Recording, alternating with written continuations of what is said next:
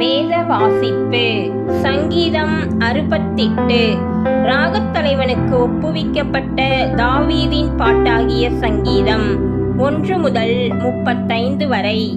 தேவன் எழுந்தருளுவார், அவருடைய சத்துருக்கள் சிதறுண்டு, அவரை பகைக்கிறவர்கள் அவருக்கு முன்பாக ஓடிப்போவார்கள். புகை பறக்கடிக்கப்படுவது போல அவர்களை பறக்கடிப்பீர். மெழுகு அக்கினிக்கு முன் உருகுவது போல துன்மார்க்கர் தேவனுக்கு முன் அழிவார்கள். நீதிமான்களோ தேவனுக்கு முன்பாக மகிழ்ந்து களி கூர்ந்து ஆனந்த சந்தோஷம் அடைவார்கள். தேவனை பாடி அவருடைய நாமத்தை கீர்த்தனம் பண்ணுங்கள். வனாந்தரங்களில் ஏறி வருகிறவருக்கு வழியை ஆயத்தப்படுத்துங்கள். அவருடைய நாமம் யெகோவா, அவருக்கு முன்பாக களி கூறுங்கள். தம்முடைய பரிசுத்த வாசஸ்தலத்தில் இருக்கிற தேவன் திக்கற்ற பிள்ளைகளுக்கு தகப்பனும் விதவைகளுக்கு நியாயம் விசாரிக்கிறவருமாயிருக்கிறார். தேவன் தனிமையானவர்களுக்கு வீடு வாசல் ஏற்படுத்தி கட்டுண்டவர்களை விடுதலையாக்குகிறார்.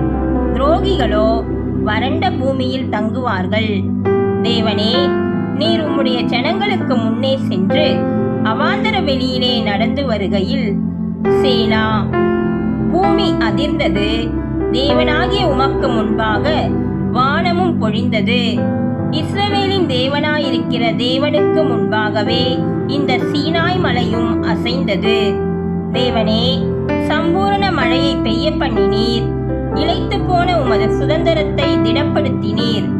உம்முடைய மந்தை அதிலே தங்கியிருந்தது. தேவனே, உம்முடைய தயையினாலே ஏழைகளை பராமரிக்கிறீர். ஆண்டவர் வசனம் தந்தார், அதை பிரசித்தப்படுத்துகிறவர்களின் கூட்டம் மிகுதி. சேனைகளின் ராஜாக்கள் தத்தளித்து ஓடினார்கள். வீட்டில் இருந்த ஸ்திரீயானவள் கொள்ளை பொருளை பங்கிட்டாள். நீங்கள் அடுப்பினடியில் கிடந்தவர்களாயிருந்தாலும் வெள்ளியால் அலங்கரிக்கப்பட்ட புறா சிறகுகள் போலவும் பசும் பொன் நிறமாகிய அதன் இறகுகளின் சாயலாகவும் இருப்பீர்கள். சர்வ வல்லவர் அதில் ராஜாக்களை சிதறடித்த போது அது சல்மோன் மலையின் உறைந்த மழை போல் வெண்மையாயிற்று. தேவ பர்வதம் பாசான் பர்வதம் போல் இருக்கிறது. பாசான் பர்வதம் உயர்ந்த சிகரங்கள் உள்ளது. உயர்ந்த சிகரமுள்ள பர்வதங்களே, ஏன் துள்ளுகிறீர்கள்? இந்த பர்வதத்தில் வாசமாயிருக்க தேவன் விரும்பினார். ஆம், கர்த்தர் இதிலே என்றென்றைக்கும் வாசமாயிருப்பார். தேவனுடைய ரதங்கள் 10,000களும் 1000,000களுமாயிருக்கிறது.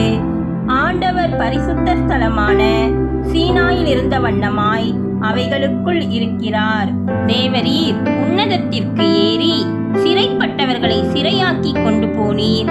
தேவனாகிய கர்த்தர் மனுஷருக்குள் வாசம் பண்ணும் பொருட்டு துரோகிகளாகிய மனுஷர்களுக்காகவும் வரங்களை பெற்றுக்கொண்டீர்.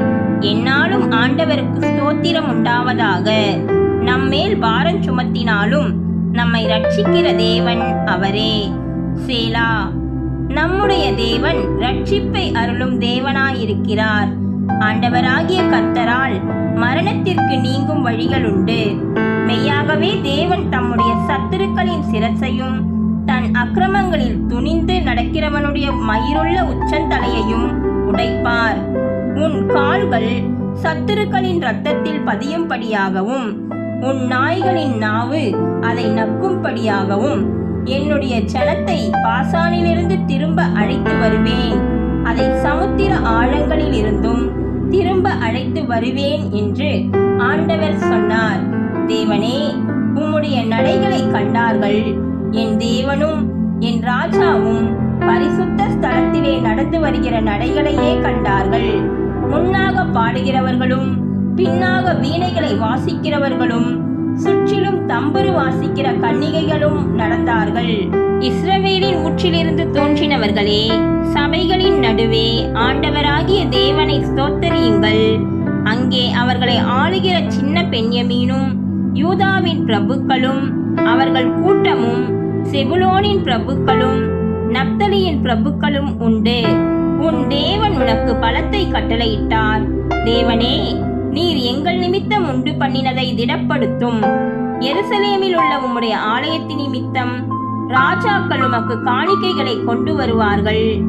நாணலில் உள்ள மிருக கூட்டத்தையும் ஜனங்களால் ஆடிய கன்றுகளோடு கூட ரிஷப கூட்டத்தையும் அதட்டும். ஒவ்வொருவனும் வெள்ளிப்பணங்களை கொண்டு வந்து பணிந்து கொள்ளுவான். யுத்தங்களில் பிரியப்படுகிற ஜனங்களை சிதறடிப்பார். பிரபுக்கள் எகிப்திலிருந்து வருவார்கள். எத்தியோப்பியா தேவனை நோக்கி கையெடுக்க தீவிரிக்கும்.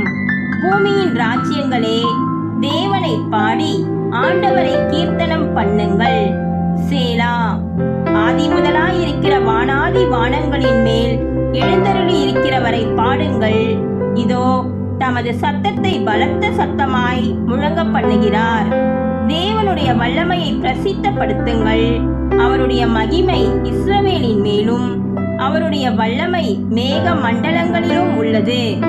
தேவனே, உமது பரிசுத்த ஸ்தலங்களிலிருந்து பயங்கரமாய் விளங்குகிறீர். இஸ்ரவேலின் தேவன் தம்முடைய ஜனங்களுக்கு பலனையும் சத்துவத்தையும் அருளுகிறவர். தேவனுக்கு ஸ்தோத்திரம் உண்டாவதாக.